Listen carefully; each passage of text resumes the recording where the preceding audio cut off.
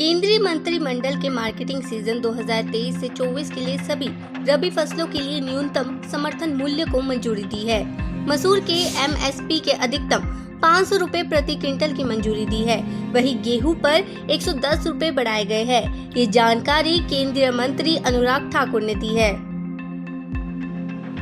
MSP पर केंद्रीय मंत्रिमंडल के फैसले। गेहूं में 110 रुपए की वृद्धि के साथ अब 2125 रुपए प्रति क्विंटल होगा, जो 100 रुपए की वृद्धि के साथ अब 1735 रुपए प्रति क्विंटल होगा। चना में 105 रुपए की वृद्धि हुई है, जो अब 5335 रुपए प्रति क्विंटल होगा। मसूर में 500 रुपए बढ़ोतरी हुई है, जिसके बाद 6000 रुपए प्रति क्विंटल होगी। सरसों में 400 रुपए की वृद्धि हुई है। लागत पर 50% दाम बढ़ाया गया है। केदारनाथ से 2 किलोमीटर दूर एक हेलीकॉप्टर क्रैश हो गया, जिसमें 6 लोगों की मौत हो गई। मिली जानकारी के अनुसार हादसा केदारनाथ के गुरुड चट्टी में हुआ है। ये हेलीकॉप्टर एक प्राइवेट कंपनी का है। अरुमुगास्मी जांच समिति की रिपोर्ट तमिलनाडु विधानसभा में पेश की गई। समिति तमिलनाडु के पूर्व सीएम और अन्ना द्रमुक नेता जयललिता की मौत की जांच कर रही थी। केंद्र सरकार ने सुप्रीम कोर्ट से कहा, समान नागरिक संहिता के लिए जनहित याचिका सुनवाई योग्य नहीं है। केंद्र ने कहा है कि यूसीसी बनाने के लिए संसद को कोई निर्देश नहीं दिया जा सकता। कानून मंत्रालय ने सुप्रीम कोर्ट में अलफनामा दाखिल किया। प्रधानमंत्री नरेंद्र मोदी ने दिल्ली के प्रगति मैदान में आयोजित 90वीं इंटरपोल महासभा का शुभारंभ कर दिया। इस महासभा में 195 देशों के प्रतिनिधि शामिल हो रहे हैं। इन प्रतिनिधियों में सदस्य देशों के मंत्री, पुलिस प्रमुख, केंद्रीय ब्यूरो के प्रमुख और वरिष्ठ पुलिस अधिकारी शामिल हैं। केंद्रीय गृह मंत्री अमित शाह शुक्रवार को समापन समारोह को संबोधित करेंगे। कांग्रेस नेता संदीप दीक्षित ने प्रेस कॉन्फ्रेंस कर कहा है कि जम्मू कश्मीर में जो कुछ हो रहा है उसे भारत सरकार को गंभीरता से देखना चाहिए। भ्रष्टाचार और शराब के घोटाले में फंसने वालों की तुलना भगत सिंह से करना बहुत ही घटिया और नीची हरकत है।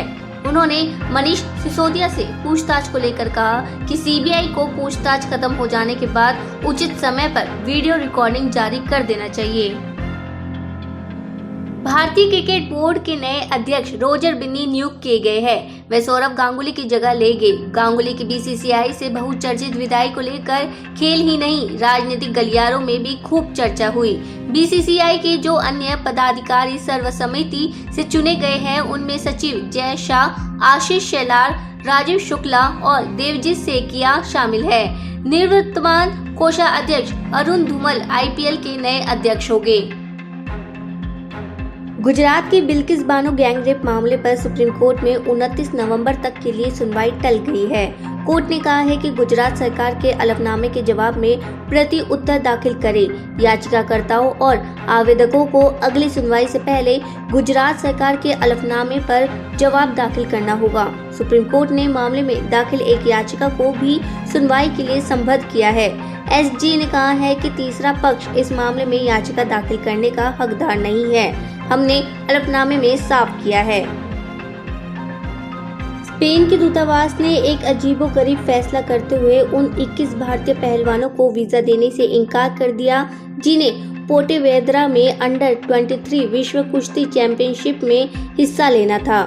राष्ट्रीय महासंघ ने सोमवार को बताया कि वीजा आवेदन केवल इसलिए खारिज कर दिया गया है क्योंकि उन्हें संदेह है कि खिलाड़ी वीजा अवधि समाप्त होने तक देश नहीं छोड़ेंगे। भारतीय कुश्ती महासंघ ने सोमवार से शुरू हुई चैंपियनशिप के लिए 30 सदस्यीय टीम चुनी थी, लेकिन केवल 9 खिलाड़ियों को ही वीजा दिया गया, जो भारतीय पहलवान चैंपियनशिप में भाग लेने से चूक गए। उनमें अंडर 20 महिला विश्व चैंपियन अंतिम पंगाल में भी शामिल है। केरल के लोकायुक्त ने राज्य के पूर्व स्वास्थ्य मंत्री के शैलजा और कुछ अन्य को कोरोना के शुरुआती समय के दौरान पीपीई किट और अन्य चिकित्सा उपकरणों की खरीद में कथित भ्रष्टाचार के संबंध में नोटिस जारी किया है। महाराष्ट्र के मुंबई में कांग्रेस नेताओं का प्रतिनिधिमंडल मातोश्री गया और पूर्व सीएम उद्धव ठाकरे से मुलाकात की। बैठक के दौरान एचके पाटिल, अशोक चौहान, बाला साहेब थोराट, नसीम खान, भाई जगताप और युवा नेता सूरज ठाकुर समेत कांग्रेस के नेता मौजूद रहे। नोएडा के गालीबाज नेता श्रीकांत त्यागी को मिली बड़ी राहत। इलाहाबाद हाईकोर्ट ने श्रीकांत त्यागी की जमानत अर्जी मंजूर कर ली है। हाईकोर्ट ने गैंगस्टर मामले में श्रीकांत त्यागी को जमानत की है।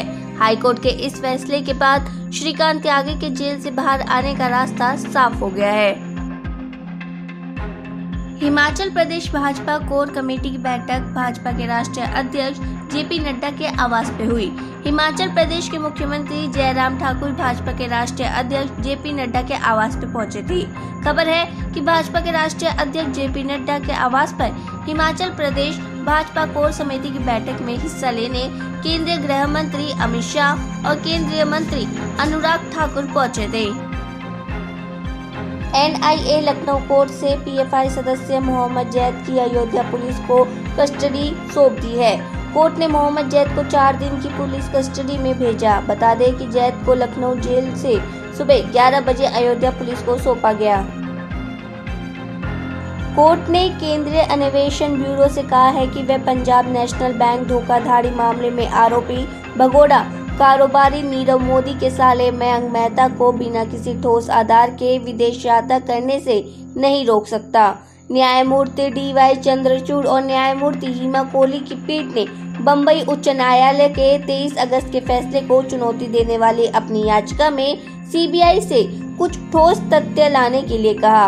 उच्च न्यायालय ने मेहता को हांगकांग की यात्रा करने तथा 3 महीने तक वहां रहने की अनुमति दी थी। दक्षिणी रूसी शहर येसक में आवासीय इमारतों पर मिलिट्री प्लेन क्रैश हो गया। विमान दुर्घटना के बाद इमारतों में आग लग गई। जानकारी मिली है कि टेक ऑफ के बाद एक पक्षी सुखोई Su-34 फाइटर जेट के इंजन से टकरा गया, जिससे इंजन में आग लग गई। शुरुआती जानकारी के अनुसार हादसे में कम से कम 4 लोगों की मौत हो गई है, वहीं 6 लोग लापता बताए जा रहे हैं। खबर है कि पायलट ने आखिरी समय में इंजेक्ट कर लिया। रिपोर्ट ये भी है कि विमान में लदे युद्धक सामग्री की वजह से धमाका बड़ा हुआ। भारत में मिले ओमिक्रॉन के नए उपस्वरूप XBB से सिंगापुर में कोरोना संक्रमण के मामलों में 4 गुना से अधिक इजाफा हुआ।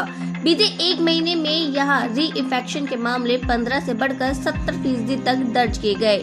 ये सभी मामले वे हैं जिन्हें टीकाकरण कराए 7 से 8 माह का वक्त हो चुका है।